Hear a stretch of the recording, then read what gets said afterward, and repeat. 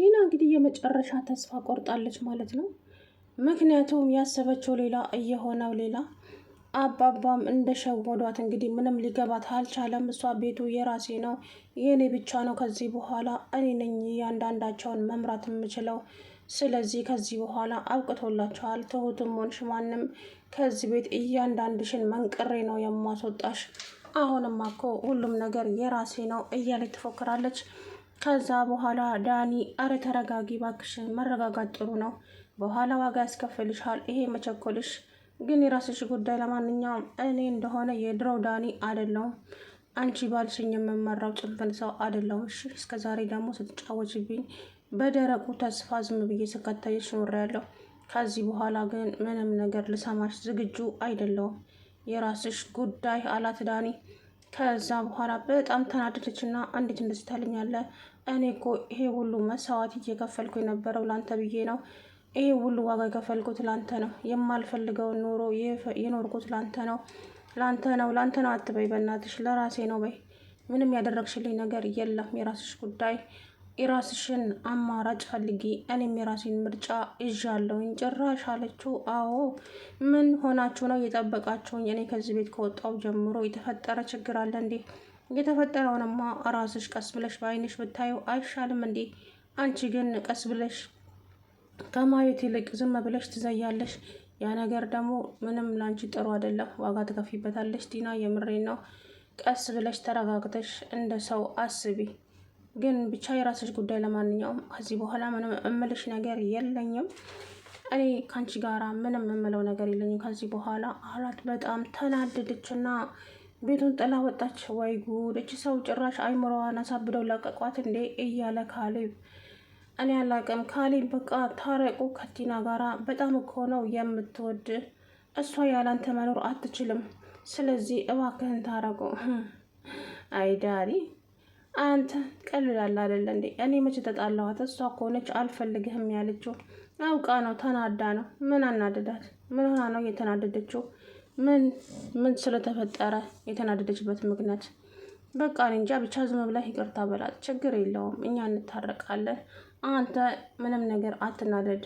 አሁን ዳኒ ታረቁ ያለበት ምክንያት አባባ ለቲና ዳኒን ቆንጅዬ ልጅ አግኝቻለሁኝ እሷን ልድረው ነው ብሏል። ይሄ የማይረባ ሽማግሌ ጭራሽ ሚስት አዘጋጅቼለታለሁ አላለም እንዴ? ታዲያ ምን አገባሽ አንቺ ትቀኛለሽ እንዴ ሲላት፣ ለምንድን ነው ምቀና? አልፈልገው ነገሩ ገርሞኝ ነው እንጂ አባዬ ደስ አለሽ? አዎ። ቆይ አንተ ምን አናደደ? ስለምን ደነገጥክ?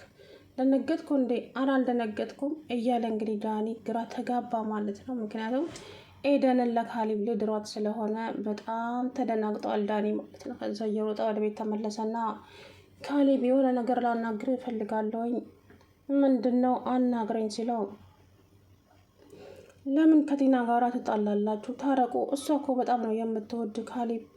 ታረቁና በቃ አብራችሁ እንደ ድሯችሁ ሆኖ። እኔና እሷ እኮ ድሮም ፍቅር የለንም። እንደምታያት ነች እህት። አያሃት አይደለ? ለሰው ክብር የሚባል ነገር የላትም። አሁን እንደ ወንድ የትም ከርማ መታ ጭራሽ እንዴት እንደምታወራ አይተሃል አይደለ? ለአባቴ እንኳን ክብር የላትም። ስለዚህ ተው በቃ ካሌብ፣ ሁሉንም እርሳውና ታረቁ ባክን። ችግር የለውም አንተ አታስብ፣ እኛ እንታረቃለን።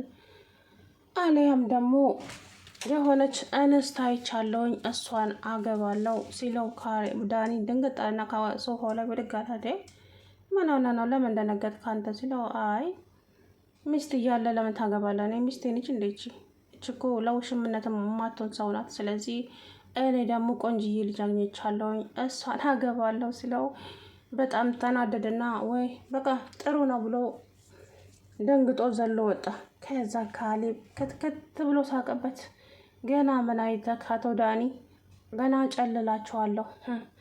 እኔን ላይ ቁማር ስትጫወቱ ነው አይደል ሊኖራችሁት? ገና ዋጋ ትከፍላላችሁ እያለ እንግዲህ ዛቻውን ቀጥሏል ማለት ነው ካሌብ። ዳኒም እንግዲህ ገና ለገና ኤደን ትወሰድብኛለች እያለ ስጋት ላይ የዛፍ ላይ እንቅልፍ ሆኖበታል። ኑሮ በሙሉ ማለት ነው እየተቸገረ ነው ማለት። አባባም ደግሞ እንግዲህ እንዳያችሁት ነው እያሳሳቀ ልካቸውን ይነግራቸዋል። እነሱ ግን ምንም ሊገባቸው እንኳ አልቻለም። ሰው ግን በዚህ ልክ እንዴት ደንቆሮ ይሆናል? እኔ እኮ አነጋገሬ በግልጽ ነው፣ ግን ምንም ሊገባቸው አልቻለም። እያንዳንዱ አነጋገሬ ትርጉም አለው ለእነሱ ግን ምንም አይገባቸውም። እና ታዲያ ከዚህ በለጠ ምን ላድርግ? በጥብጬ አላጠጣቸው። ለማንኛውም አንተ ብቻ ተዘጋጅ የኔ ልጅ ካሌብ፣ እችን ልጅ የራስ ማድረግ አለብህ። አባዬ አለ ያኛው ደግሞ ዳኒ፣ እኔ ኤደንን ማግባት እፈልጋለሁ፣ ከእሷ ጋርም መኖር እፈልጋለሁ። ያርግልህ እንግዲህ የኔ ልጅ። ግን ደግሞ አንተ ሀብት ትላለህ፣ እሷ ደግሞ ሀብት አትፈልግም። ታዲያ ምን ይሻላል ሲለው፣ አባዬ እኔ እኮ እሷ ተንደላቃ እንድትሰራ ነው እንድትኖር ነው የምፈልገው። ታዲያ እንደዛ ለማድረግ እኮ መጀመሪያ ደረጃ ስራ መስራት ይኖርብሃል። ዝም ብለህ ተቀምጠ ሚስት ነች ፍቅረኛ አይነች ማለት የለም የኔ ልጅ። ብትጋቡዝ ምን ታደርጋላችሁ? የሰው ልጅ ግዴታ ስራ መስራት አለበት። ስለዚህ የተትረፈረፈ ሀብት ባይኖርም በቃ በቂ የሆነ ነገር ካላችሁ ተጋብታችሁ ብትኖሩ ጥሩ ነው ብዬ አስባለሁ። እሷም ደግሞ ባንተ ላይ ተስፋ እየቆረጠች ነው እንዳየዋት ከሆነ። ምን ነው አባዬ ነገረችን እንዴ? ለምን ትነግረኛለች? ከሆነ እኮ ያስታውቃል ልጅቷ። ስለዚህ አቶ ዳኔ አስብበት። በኋላ ከእጅ ካመለጠች ቁጭቱ መከራ ስለሆነ ከጊዜው ወዳት ብታስብበት ይሻልሃል አሉት አባባ። አባዬ ምን እያልከኝ ነው? ቆይ ጭራሽ እኮ አንተ ተስፋ እያስቆረጥከኝ ነው። ተስፋ እየሰጠሁህ ነው እንጂ የምን ተስፋ መቁረጥ ነው? ይልቁንስ ጠበቅ አድርገህ ያዛት እያልኩ ነው ልጅቷን። ልጅቷ ከእጅ ካመለጠች በኋላ አያገባኝም እኔ። አባዬ ግን ምንድን ነው የሰሙት ነገር አለ እንዴ? አጥብቆ ጠያቂ የእናት ሞት ይረዳል አሉ። አንተ ልጅ ግን ምን ሆነሃል? ጤነኛ አይደለህም እንዴ? አማርኛ እኮ ግልጽ ነው በቃ። አንተ ግን ሊገባህ አይችልም እንጂ። ለማንኛውም የተሰማኝን ነገር ተናግሬያለሁ። ከዚህ በኋላ ላለው ደግሞ አንተ አስብበት ብለው ጥለውት ወጡ አባባ። ይሄ ሽማግሌ ምን አስቦ ነው እያለ ብቻውን እንግዲህ ማውራቱን ቀጠለ ማለት ነው። ሰላም ውድና የተከበራችሁ የቻናሌ ቤተሰቦች እንዴት ናችሁ? ደህና ናችሁ? አለሁ ደህና ነኝ። እንግዲህ ቲና በቅናት አብዳለች ማለት ነው። ምክንያቱም ኤዱዬ ቆንጆ ስነ ስርዓቷ ራሱ የሚበቃ ልጅ ከካሌብ ጋር ሽር ጉድ እያለች እንግዲህ ቲና መጣች ማለት ነው። ተንጨረጨረች። የማልፈልገው ሰው ነው አብሬው እየኖርኩ ያለው ትላለች። ኤደንን ስታያት ለምን እንደተናደደች ግራ ይገባኛል። አንዳንድ ጊዜ ግን ሰዎች ስንባል የራሳችንን ጥፋት ሸፍነን የሰውን ነው የምናወራው። እና እንግዲህ ወይዘሮ ቲና እሷ ያደረገችውን ነገር በእሷ ቤት ማንም አያውቅ፣ ማንም ማለት ነው ከተውት ሌላ። ግን አባባም ያውቃሉ ሁሉንም ነገር። ካሌብም በአይኑ አይቷል።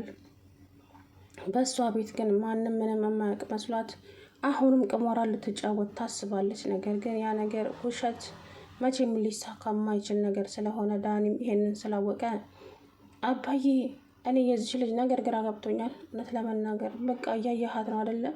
ስርዓት የሚባል ነገር የላትም። ምከራት እንጂ አትመክራትም እንዴ? እህት እኮ ናት።